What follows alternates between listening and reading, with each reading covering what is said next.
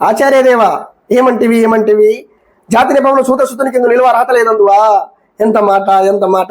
ఇది క్షాత్ర పరీక్షే గాని క్షత్రియ పరీక్ష కాదు కాకూడదు. ఇది కుల పరీక్ష ఎందువా.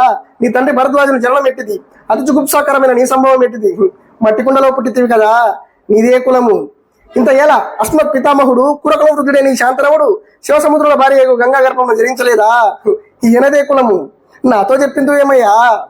మా వంశముకు మూల పురుషుడైన వశిష్ఠుడు దేవవైశ్య ఊర్వశీపుత్రుడు కాడా.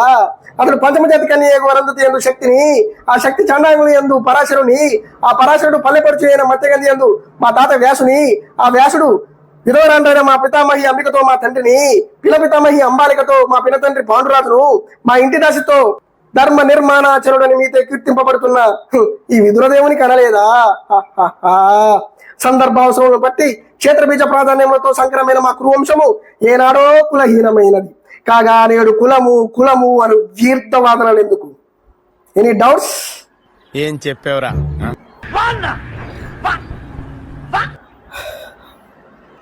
ఈ డైలాగ్ మీకు నచ్చితే ఈ వీడియోకి ఒక లైక్ కొట్టి ప్లీజ్ సబ్స్క్రైబ్ చేసుకోండి. ఓకేనా? Please subscribe. బాయ్.